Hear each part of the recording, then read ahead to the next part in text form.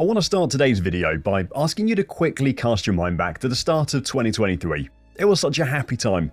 Before Red Bull had won all but one race, before Max Verstappen's dominance tanked F1 viewership more than Danica Patrick ever could, before any hope of a title battle had been ripped out of our hearts by an Edward Scissorhands kind of clawed Christian Horner. I'm talking about when Aston Martin turned up to race 1 in Bahrain with a car that looked like a potential race winner. It was an incredible 3.5 months, as Fernando Alonso was regularly on the podium and looked within touching distance of a race win. And then, everything went so wrong. The upgrades came, the car declined, and it became the same old story for Fernando Alonso. Aston Martin, for those 8 short races at the start of 2023, looked like they could be a new Formula 1 superpower. They were on the cusp of challenging Red Bull. And here we are now, 16 points in the last 5 races and a sprint race, losing out in Austria to the likes of Haas and Alpine and Williams and Sauber as well. It's a collapse that was far worse than Alpine's, but it's been made far less public and covered far less. So, what on earth happened to Aston Martin? And why is it so embarrassing for them as well? I'm George, you're watching F1 Reverse, and this is Don't At Me, a break from our normal coverage where I get to share my opinions on what's happening in F1, so let's check it out. First off, thank you very much to everyone who commented on the last Don't At Me video. Over 1% of people who viewed that video disregarded my request to not be called out in the comments section and went ahead and did it anyway. I've never actually seen a comment ratio that high before, so if you want to go check it out after this one, make sure you do. It's all about Max Verstappen being potentially underrated. But right now, we're talking about Aston Martin. I've got a soft spot for the plucky British constructor, for quite a few reasons actually.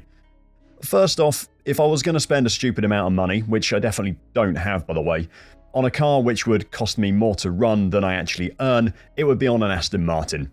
Specifically, a 1970s or 1980s V8 Vantage, without the soft top though, because I think it completely ruins it. It would be in British racing green, and I would love it more than my theoretical first child, I think. Secondly, like pretty much every child born in England, I was force-fed the James Bond films before I could even talk, so I know that Aston Martin, just like James Bond, are the absolute peak of coolness. And finally, I love that Aston Martin have become F1's retirement home for former greats.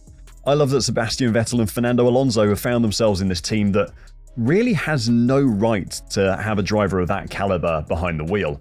And I'm particularly excited about when Lewis Hamilton retires there at the end of his career, becoming angrier and angrier at the inability to improve a car, and watching Lance Stroll try to prove that he's better than a multi-time F1 champion.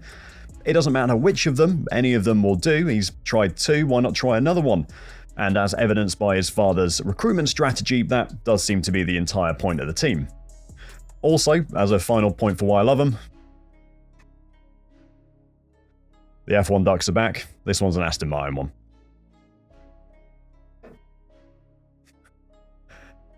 Okay, so Aston Martin had finished the 2022 F1 season in 7th place, and they never really looked like they were going to be any better than that, and they didn't really look like they could improve either. It was a pretty sad way to see Sebastian Vettel end his career actually. But behind the scenes, things were happening.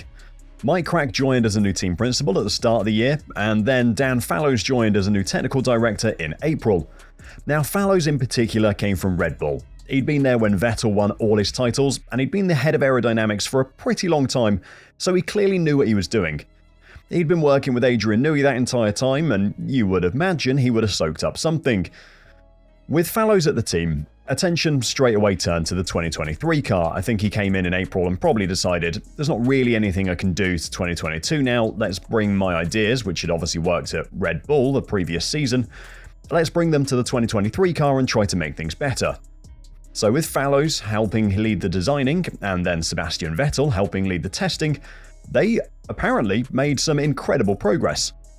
Vettel obviously never got the chance to drive the car that he helped create, but the work he did was evidenced by what happened at the start of 2023. Aston Martin turned up. They got those 6 podiums in the opening 8 races for Fernando Alonso. It was utterly amazing. Honestly, I was so excited to watch every single race because to see Alonso come from all those years after kind of Ferrari pre-turbo hybrid era when he was actually competitive, all those years, and he's been out of the sport, and to come back and to see him challenging for race wins at his age as well, it was amazing. And the whole sport was behind Alonso as well. It was a real, everyone's coming together, especially after the Hamilton-Verstappen kind of battle, which really split the fan base. Everyone getting behind Alonso was so exciting, and I really enjoyed it. Sadly, he'd never get that race win. In Canada, he got pretty close time-wise, but it was probably Monaco where he should have got it, and if the team had made better strategy decisions during the dry, wet, dry, wet, dry, wet, whatever happened race, then he probably would have won. But Aston Martin were right there. Something should have happened. They should have been able to improve from there and, keep pace with Red Bull or perhaps even close the gap. But that never happened. In Canada, they bought a huge number of upgrades, and the hopes for a race win from then just dwindled to nothing. They just went backwards, and despite optimistic noises from the team regarding the 2024 car, things have only gotten worse. So, the theories about what might have happened to the team last season were pretty wild. Alonso blamed a change in the tyre construction from Silverstone onwards for it. The team disagreed with him. Whether it's true or not, it doesn't really matter because their performance started falling off in round 7 in Spain, 3 rounds before Silverstone. Then there was the dreaded talk of flexible front wings. Everyone from the teams to the FIA to fans know that if you can build a front wing that can pass scrutineering, but then still flex under load so its front-facing surface is smaller, then you can get a boatload of straight-line performance and high-speed turn performance. It's been a never-ending battle for the history of Formula 1, and it was a thing again a couple of weeks ago. Everyone started talking about it again. Footage from those early races showed that Aston Martin were one of many culprits. Ferrari, Red Bull, and Mercedes were all among them, and there are probably loads others as well. But the FIA weren't going to let it stand. The FIA went to the teams behind the scenes and quite firmly told all of them this is not allowed to continue. We will be making changes, and you're all making a bit of a mockery of the rules, which is partly true. Every single one of those teams was strongly advised to change their front wing before the rule change came in, otherwise there would be hell to pay. Aston Martin changed their front wing, but brought an upgrade package that was designed around that front wing just a couple of races later. The situation you ended up with was, imagine you got a builder in to build you a garage for your smart car, but just before he's finished, you go ahead and buy a 14-wheeler instead. Obviously, it's not going to fit in your new garage which is designed for a smart car. And that's what happened to Aston Martin. They had this new front wing, but the problem was that they had an upgrade package being built behind the scenes, which just wasn't designed to go with it. And from then on, they never refound any of the form they lost because of that. Now here's the really important thing about this. The front wing on an F1 car is, in terms of aerodynamic performance, probably the most important part. And it's not because it creates the most performance or anything like that. It's because the front wing is the first thing as it's kind of driving along and it hits the air. It's the first thing that cuts through the air, and it defines everything that happens afterwards. How the air comes off the front wing completely dictates how you build the rest of your car behind it. So when Aston Martin ditched that front wing, it just completely ruined their overall aero design. And they never managed to refine the lost performance and fell away, leaving Verstappen to dominate the championship completely as he wanted.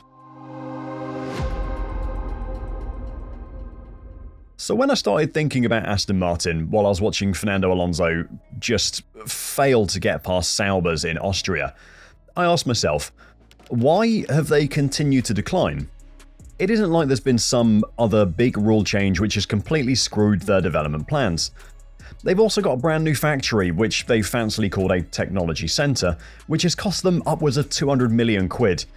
And I know they're not in it yet, and the wind tunnel won't be ready until later this year, but surely you'd expect some kind of return on that much investment on track. But the only return they've got is that they've actually got worse since they've moved into that centre. Now obviously when we talk about teams declining, it's easy to point at Alpine, and they did have a bad start to the year after what was an absolute crap show last season. But they've been getting better, but Aston Martin just don't seem to be doing anything. And as every team on the grid is finding lap time and performance improvements for their car, Aston Martin are just completely stagnant. They completely overhauled their front wing in Imola, and it's got this cool, like, V-shaped kind of cutout channel thing in the top two elements, about 3/4 of the way out towards the wingtip.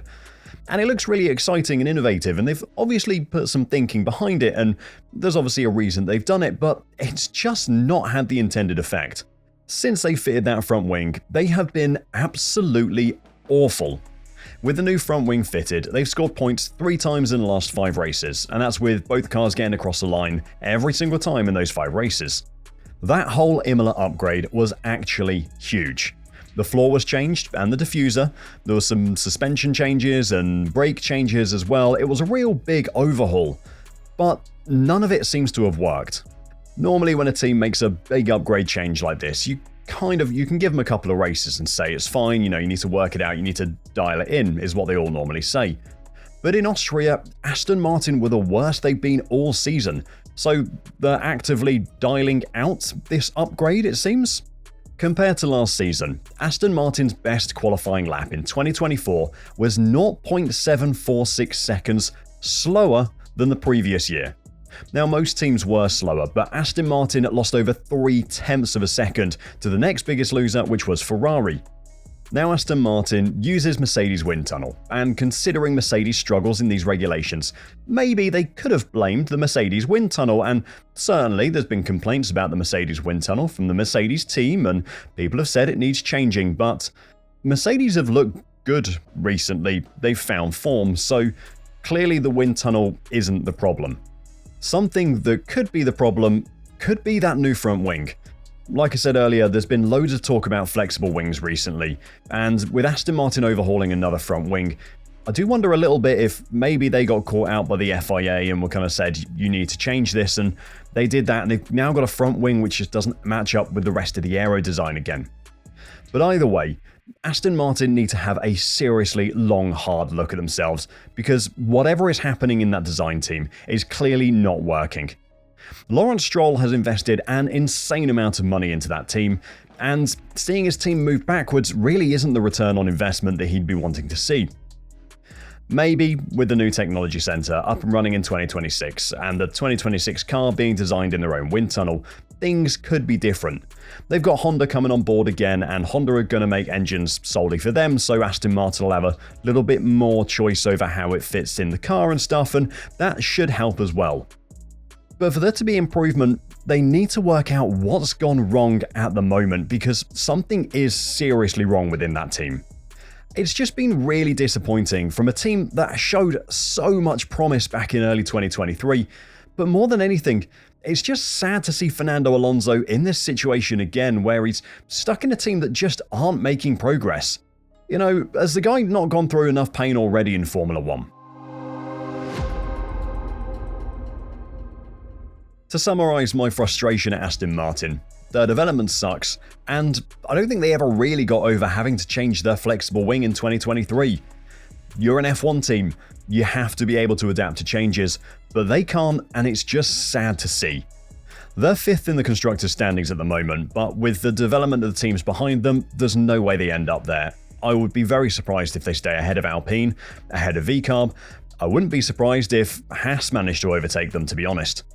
I'm just really, really disappointed.